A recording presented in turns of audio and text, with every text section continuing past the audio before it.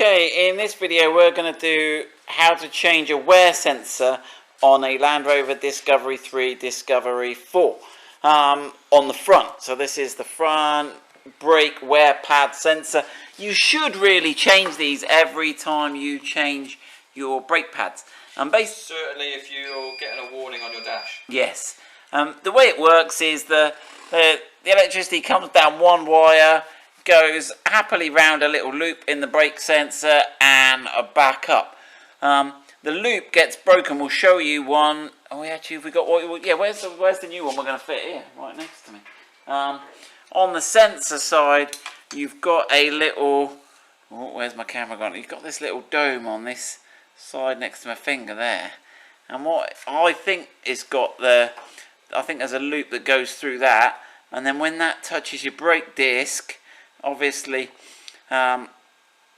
which is before it touches the metal backing plate of the brake pad, it touches your brake disc and it cuts the little cable going through there and shorts it out, and then it knows it's time for you to change your brake pad. So if you see that, check your brake pads. If you change, I think they're a few pounds, these cables. They're certainly no more than £10. So we're changing it. We've put new brake pads on. We've done our disc upgrade on the front. We'll put the link to the video there. But this video is going to show you the last step, which is changing the brake pad sensor. It's a standalone video, so this is what you will have on your car. So Ian's going to do it. It's not too difficult, is it, Ian? It's a bit of a fiddle. No. So you're going to have to unclip the end of it there. Ours is broken, so it falls out nice and easily. But you might have to give it a bit of a tug. It should be spring-loaded and held in there. It's just going to have to trace it all the way back up, basically. Take the rubber cap off your bleed nipple and take off the securing rubber off that as well. Then we tuck it back down underneath the hub with another little clip. Then we move to this bracket here, and these just pull out to one side.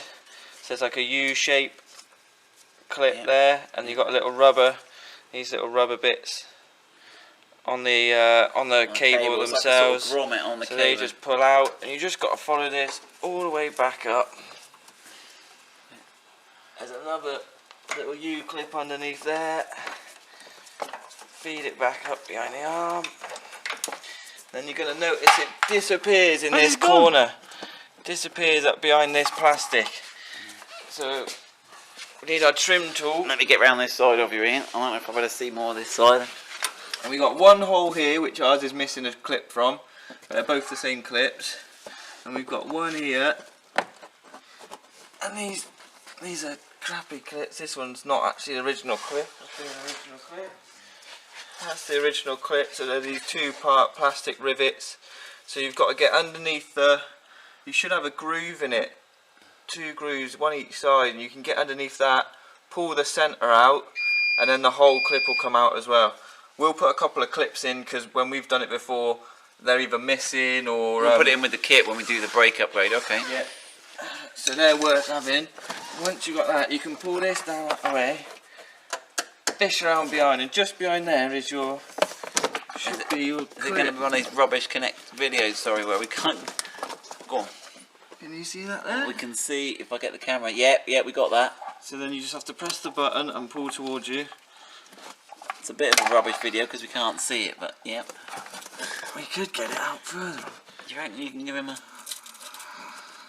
amongst the leaves and the mouse? The Disco 4 did come out further. Okay, I managed to get it right the way out. Oh, okay. So I could see what I was doing. Yeah, we can see him there. We can see the green. But you just press the button and pull that towards you. Alright. Super easy to do, really. Now we're gonna push this one back in.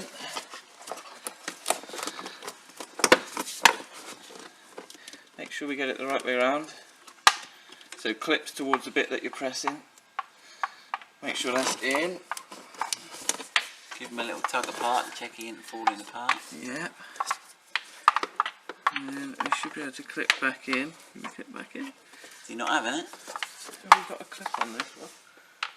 Oh, the clip was part of that one. Let me just take that off again. What's the... Oh.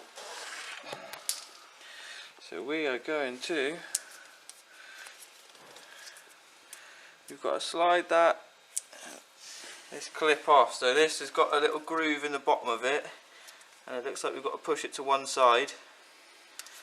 be able to remove that fir tree slide fast. that fir tree out. So you push it across to one side there. Hold on, sorry, I won't watch it yet. Can you see that? Yeah. So once it's in, it just slides back into your new one. Just make sure you swap that over on your cable. Make sure you do put it on your new one, not your old one. Yeah. Now we can fish up in there. I've lost you. Where's my camera pointing? I don't know where. I got it there. It's there. It's there. And then we find our hole again. It's just there. Push our fir tree into it. Root that back over the top of this arm and tuck it down through. And then it's just a case of remembering where you rooted it, then where it came from,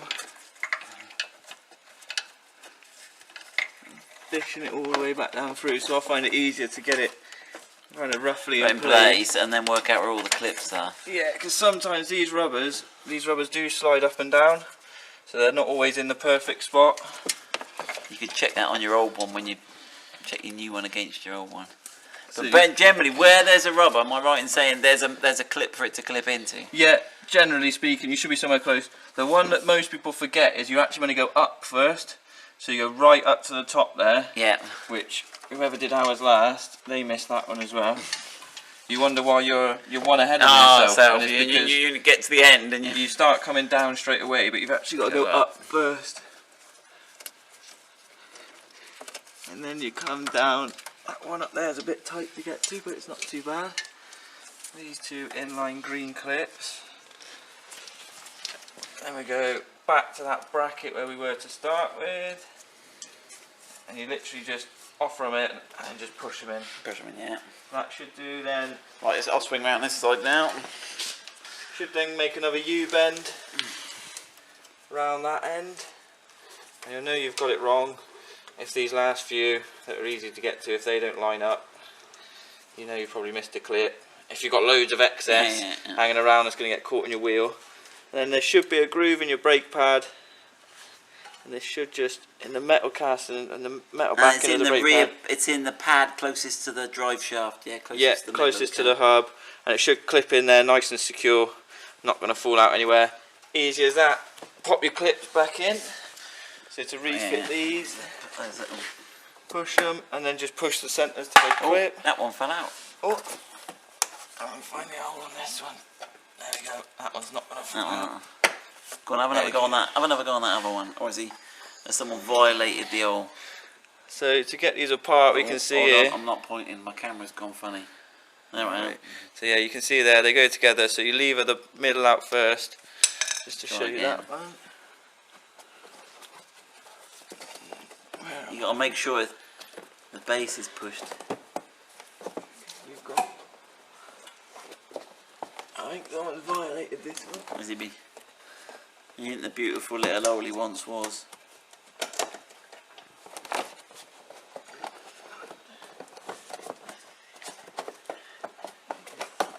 There we go. He's got it. That's right back up there. There's the middle falling out now. Cussed clips. Cussed This is why we give you new ones, because yeah, they're difficult enough with a new one.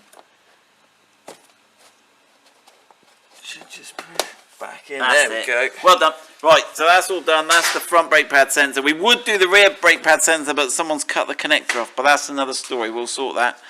Anyway, good luck with that.